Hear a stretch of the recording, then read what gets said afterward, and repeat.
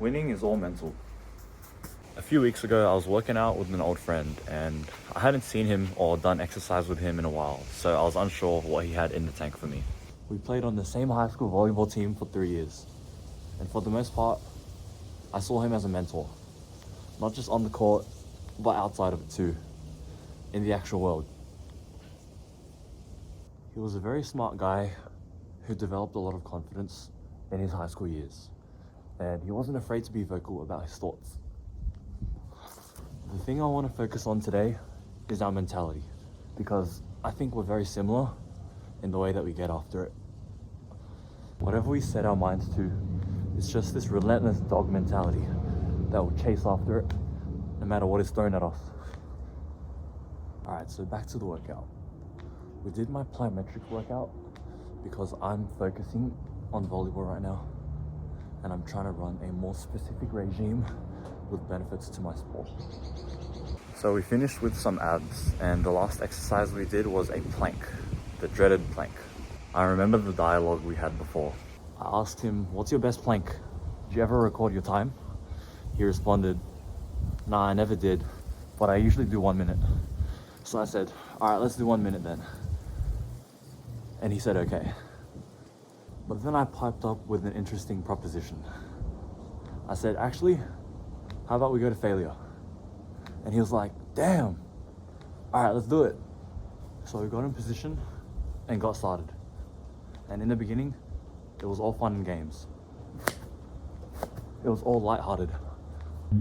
I said out loud, "Man, my best plank was 5 minutes. I wonder how I'll do today." And he just responded, "Yeah." At the start, I was just saying dumb stuff, talking crap, and I was like, "Hey bro, you ever see the guy that planked for 8 hours? And he said, "Nah, and I don't think I want to."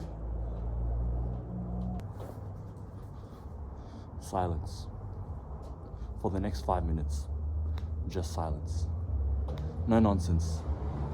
Just two guys facing each other head on, wanting to break the other guy. The lighthearted interaction just turned into no chatter, no sounds. Just us planking. Just our thoughts. In the last 90 or so seconds, I was feeling the pain.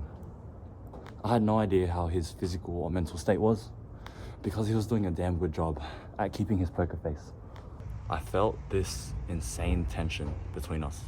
There were no words, but there was a hell of a lot of tension, at least on my end.